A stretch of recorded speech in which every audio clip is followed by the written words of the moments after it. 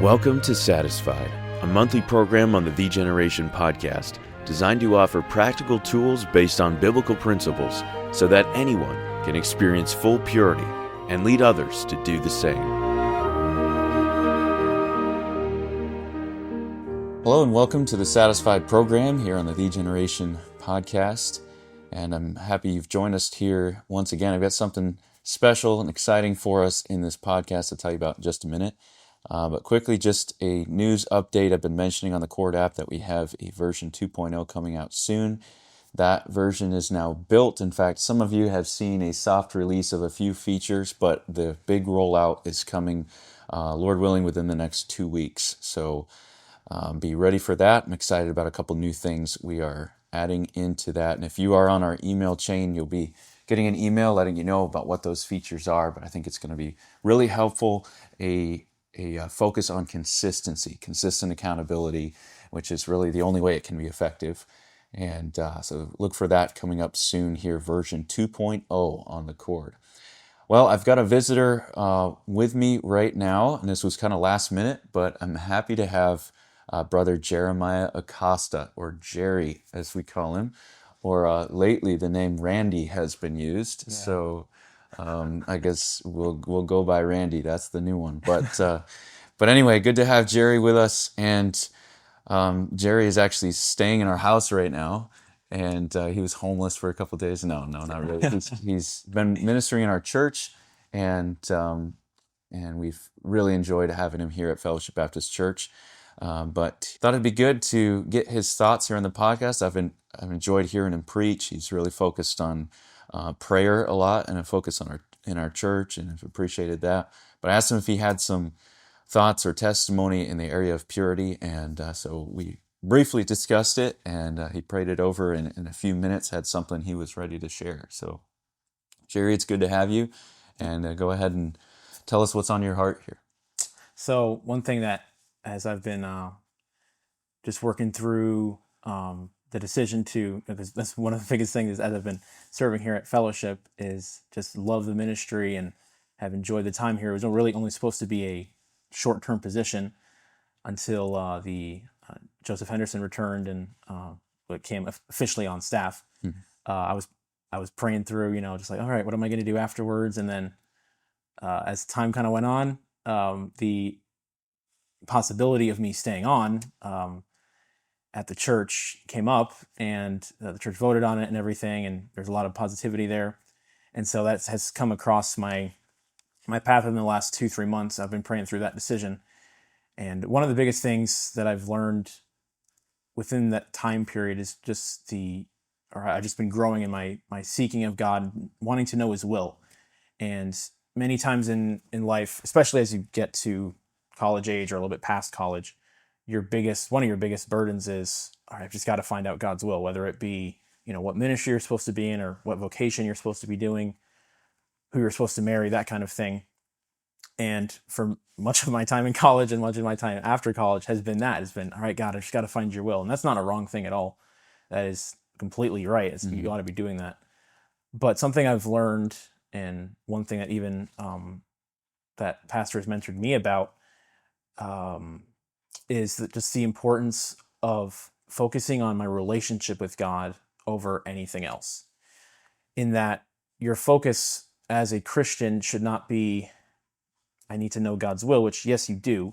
That is 100% true. But your whole purpose of living is knowing and seeking God more intimately than anything or anyone else. Mm. That is why we're here as Christians, of course, to spread the gospel as well.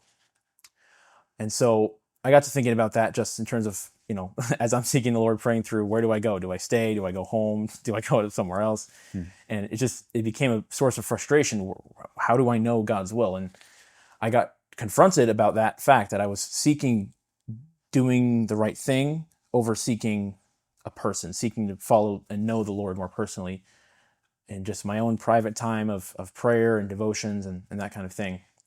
And one thing, of course, as being a post-college student, is, you're praying through, all right, Lord, do you have somebody that I could marry, or somebody that you want me to seek and pray for that?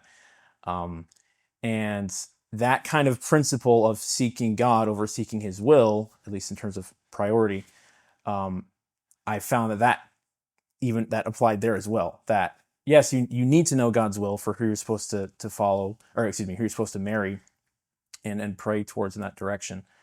But I've learned within the last 2-3 months especially that I need to know God above anything else. I need to know God above his will, what he wants me to do, because if I know God, then he'll give me everything I need. He'll provide for me, finances and all that kind of thing. He'll give wisdom and direction for where I'm supposed to serve, what my vocation ought to be.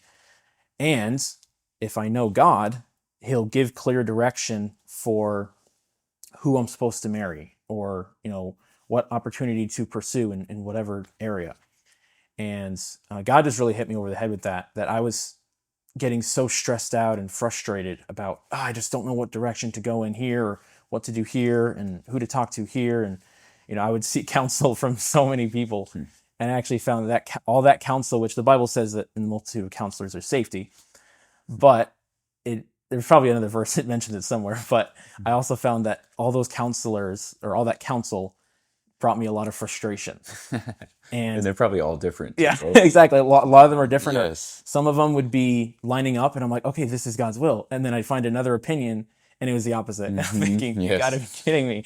Like, God, I thought you were lining things up. It's like there are times in your life where it seems like you can just follow the counsel, just do whatever they say. But there comes a point, and it's part of maturing, where God doesn't allow that.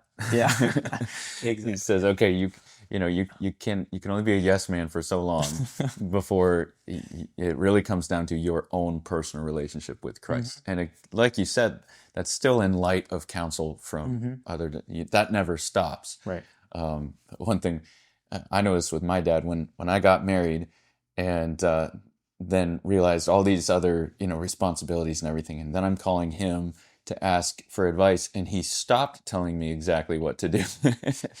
That's funny. When I felt like I needed it more than ever. Wow. But that's often how it is. But yeah, when you ask for counsel from so many places, and it seems like it's all different, and it's like, oh, junk. You mean I'm actually gonna have to get this straight from the Lord this time?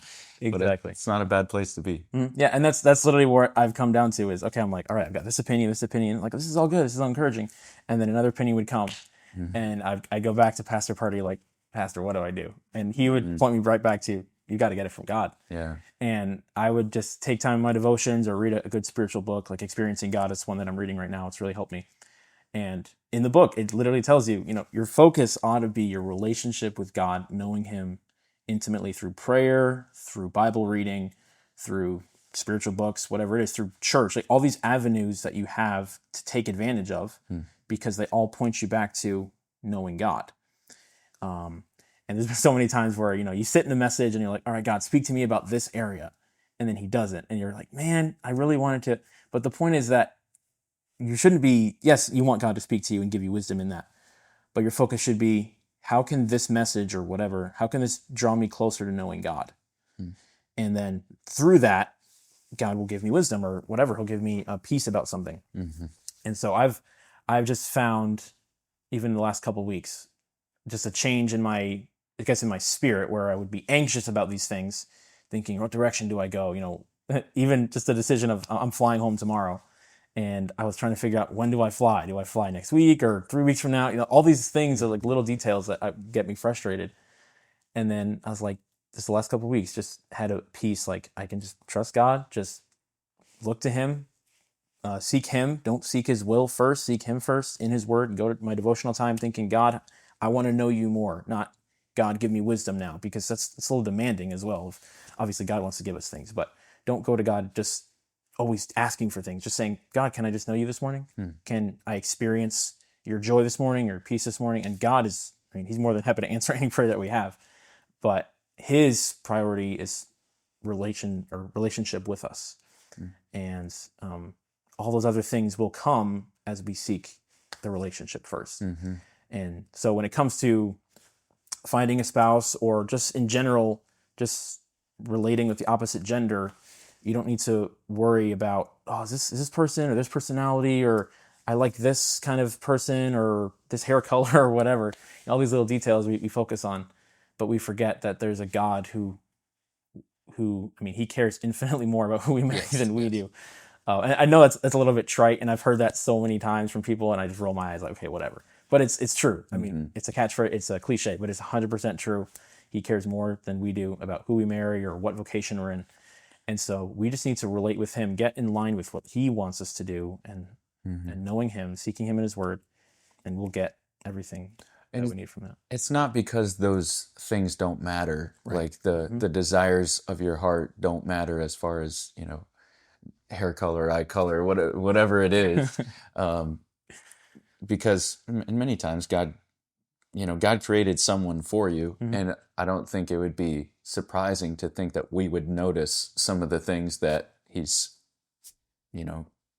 created in someone else to for us. So that it's not that it's not that those things don't matter, but your point is that God cares about those things too. And if we get caught up on trying to find someone that ticks all our boxes, then we're very likely going to miss it.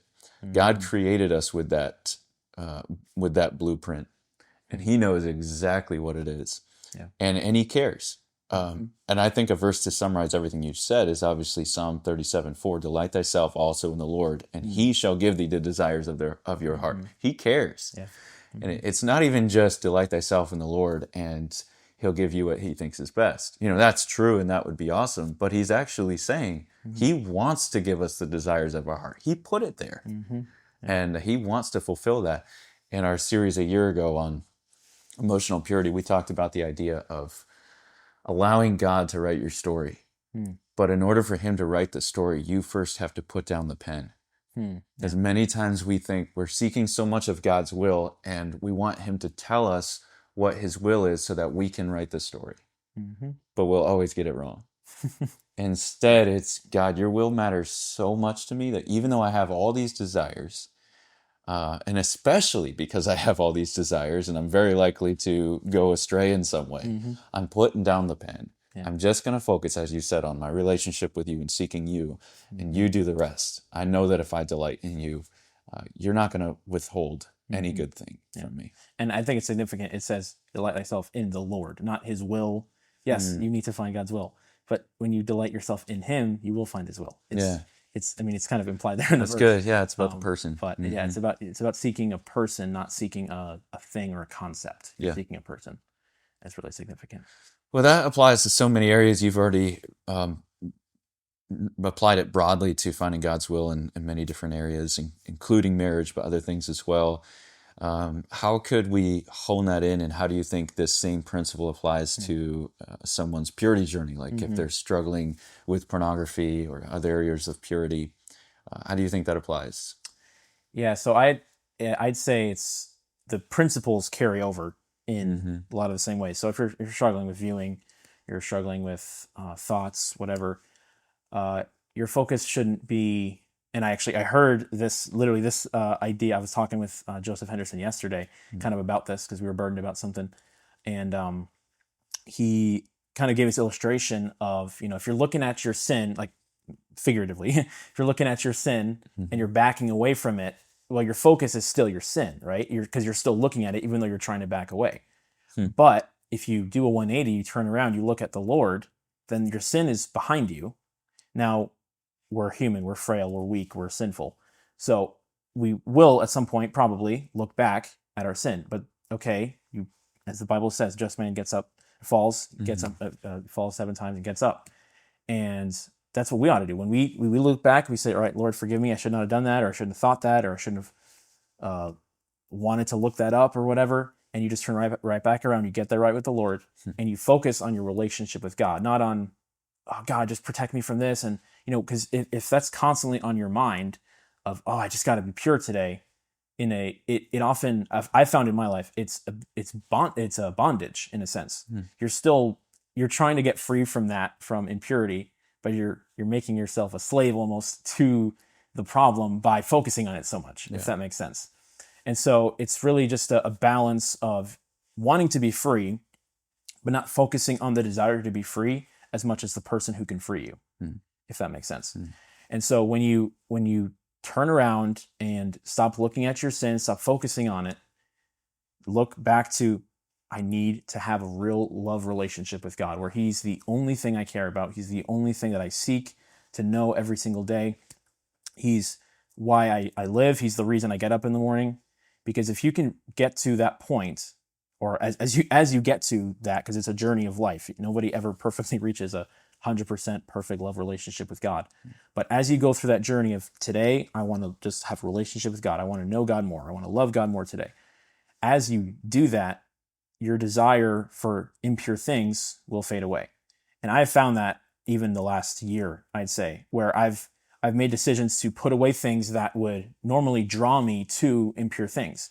One example was within, I think back in February or March or something, I don't know. I was just finding like, man, I'm just, watching highlights on YouTube or whatever. And I was just like, man, there's so much garbage here. Like, I'm just trying to watch highlights. I'm not doing anything wrong. Mm-hmm. And I found Satan is just trying to kill you wherever he can. He doesn't really care what he has to do to get you.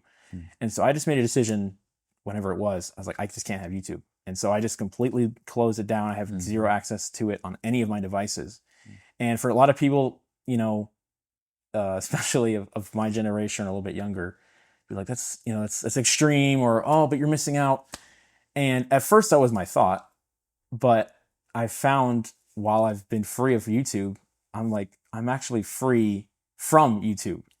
Not that it's not frustrating anymore that I can't watch highlights. Have I missed some highlights? Yes, I have. Do I care? At this point, no, I don't, because I don't have that avenue to seek impure things anymore.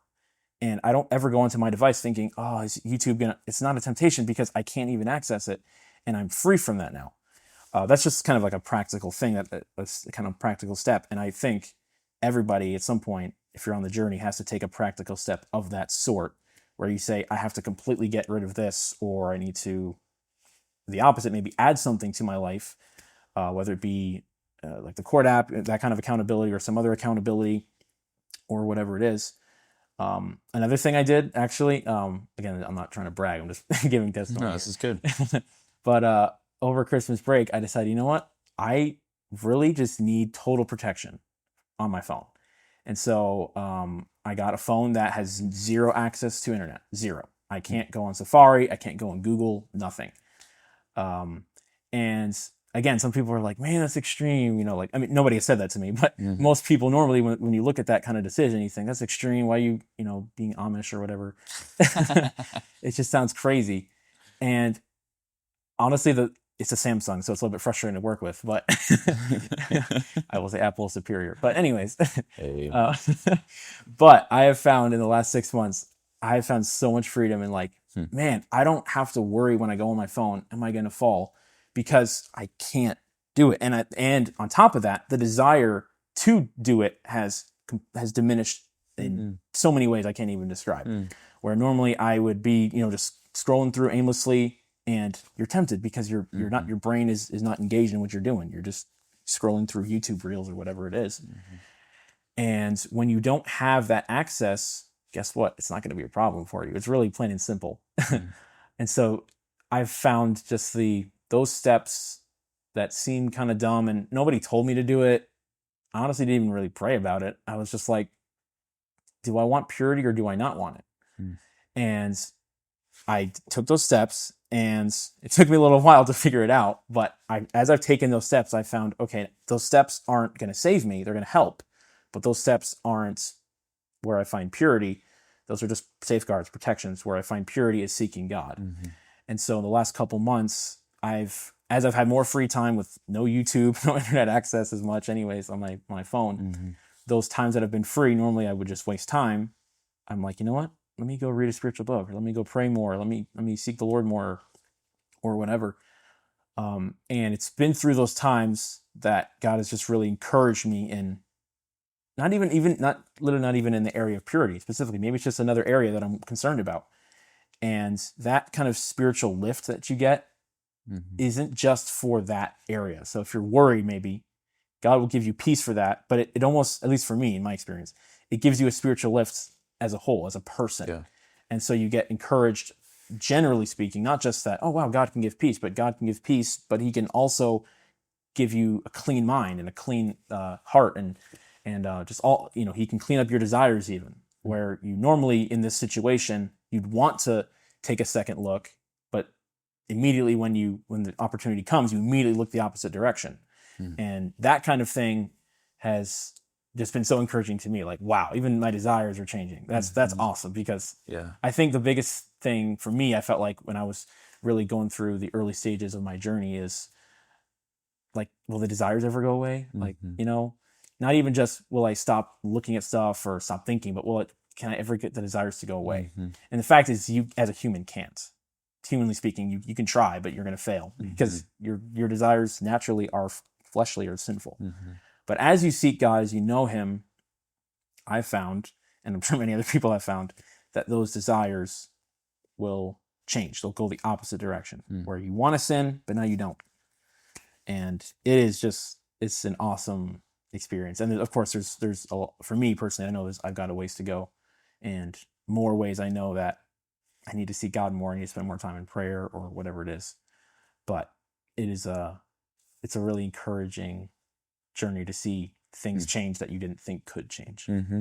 I don't know if Jerry knows this, but it's crazy you mentioned that, because our very last podcast was focusing on whether it's possible for desires to change, which is a huge question, especially when it comes to the thought life, because people have just kind of resorted to or resigned to the fact that there's always going to be a battle, and many times that's an excuse for perpetual failure at the same time.